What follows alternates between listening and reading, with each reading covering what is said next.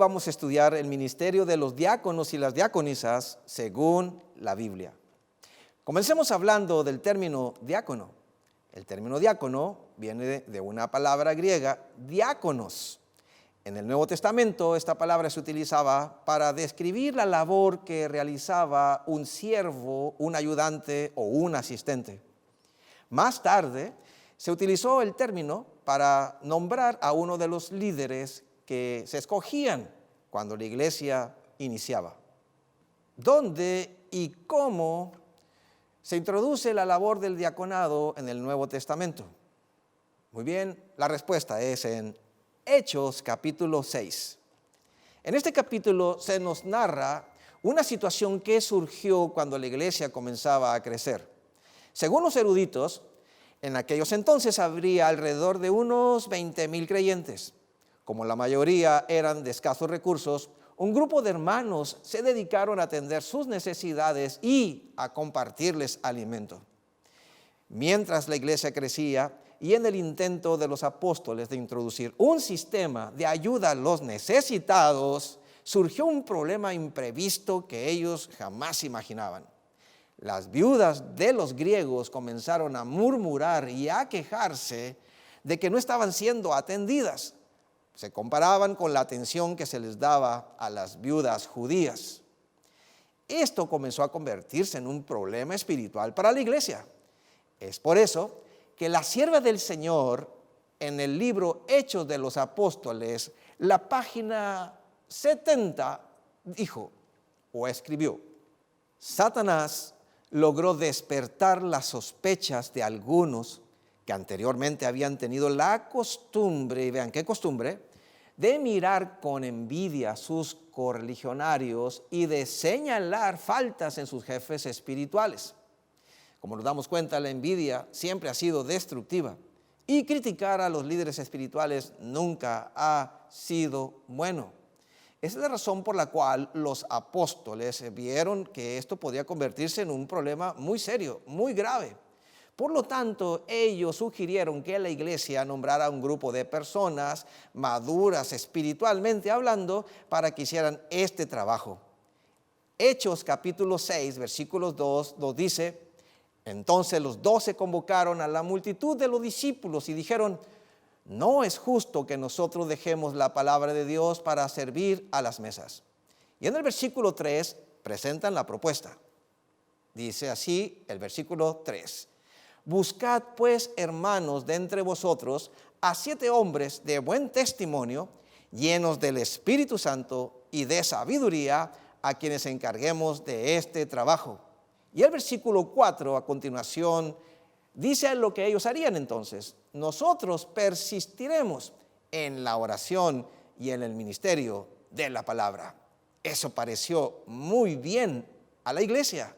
Entonces los hermanos nombraron a esas 7 personas y los reunieron para orar. En Hechos capítulo 6, el acto de separar a alguien para realizar el ministerio del diaconado implicaba oración e imposición de las manos. El acto de imponer las manos se deriva de una antigua costumbre hebrea con la cual se señalaba que la iglesia había elegido a un grupo de personas para realizar un ministerio específico.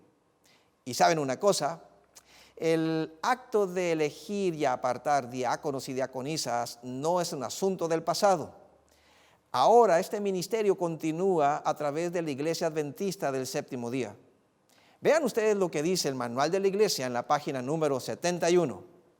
Quien sea elegido diácono por primera vez no podrá desempeñar sus funciones hasta que no haya recibido la ordenación de un pastor ordenado que tenga sus credenciales en vigor emitidas por la asociación. Algo interesante, cada vez que se elige a una persona para ser un diácono o a una persona para ser una diaconisa, debe recibir la ordenación, así como lo dice el manual de la iglesia. La palabra servir en Hechos capítulo 6 se deriva de la palabra griega diáconos. Pero también esta palabra podría haber significado camarero. Por eso es que la Biblia, en la versión Reina Valera de 1995, escribieron ellos servir a las mesas. Pero es muy importante que nosotros comprendamos también que la palabra diáconos tiene una raíz griega, diaconea. Y la palabra diaconea se refiere a diferentes servicios o diferentes ministerios. Los hombres no eran los únicos que servían a la iglesia. También había mujeres. El apóstol Pablo hace referencia en su epístola a los Romanos, el capítulo 16, versículos 1 y 2, a una mujer, Febe, y hace referencia a ella como diaconisa, es decir, una mujer que estaba al servicio de la iglesia. Es por eso muy importante entender que este servicio a la iglesia también puede ser hecho por damas. La iglesia adventista ha hecho una extensión de este ministerio y por eso continúa nombrando diaconisas. Pero también el apóstol Pablo en Filipenses capítulo 4, versículos 2 al 3, el apóstol Pablo pidió a los creyentes que ayudaran a dos mujeres que lo habían ayudado en el trabajo, Síntique y Evodia, y las llama por nombre, pidiendo que se les respalde en el ministerio que realizaban y en su servicio a la iglesia. Debemos reconocer que la iglesia está en deuda con las mujeres, porque empezando, ¿verdad?, con nuestra pionera Elena G. de White, que hizo un servicio excelente, y después le siguieron otras mujeres como Sarepta Miranda Irish Henry, quien se dedicó al servicio de la iglesia, hizo un gran bien a los creyentes en los inicios de la iglesia adventista del séptimo día. Pero ahora nos preguntamos, ¿cuál es el modelo de servicio que nosotros podemos continuar, que podemos seguir? El profeta Isaías en su libro, en el capítulo número 61, versículo 1, dice: el Espíritu de Jehová, el Señor, está sobre mí, porque me ha ungido Jehová. Me ha enviado a predicar buenas noticias a los pobres, a vendar a los quebrantados de corazón, a publicar libertad a los cautivos y a los prisioneros apertura de la cárcel. No hay un mejor ejemplo de servicio que el servicio de Jesucristo, nuestro mejor ejemplo, el cual podemos nosotros seguir. El mismo Señor Jesucristo dijo de sí mismo en San Mateo, el capítulo 20, versículo 28, el Hijo del Hombre no vino para ser servido, sino para servir y para dar su vida en rescate por muchos. Y es maravilloso comprender ahora que un diácono y una diaconisa sigue el modelo de Cristo y está en la iglesia para servir a los creyentes y para servir al Señor. Vemos las etapas o vemos el ministerio del Señor Jesucristo y vemos algo muy interesante. En primer lugar, vemos a Jesús alimentando a los hambrientos.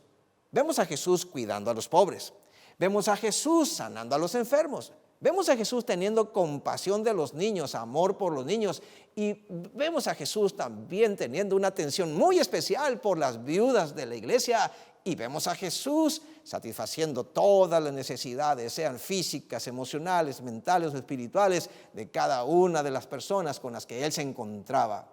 Jesús es nuestro gran modelo. Es por eso, queridos hermanos y hermanas, que hay un modelo que podemos seguir. Santiago capítulo 1, versículo 27 dice, ¿cuál es la verdadera religión? La religión pura y sin mancha delante de Dios el Padre es esta: visitar a los huérfanos y a las viudas en sus tribulaciones y guardarse sin mancha del mundo. Queremos invitar a los diáconos y a las diaconisas a dedicar su servicio al Señor con todo su corazón, que con mucho amor puedan realizar el ministerio que Jesús realizó también mientras estuvo en este mundo. Que el Señor les bendiga y les prospere en este servicio que dan para Cristo Jesús.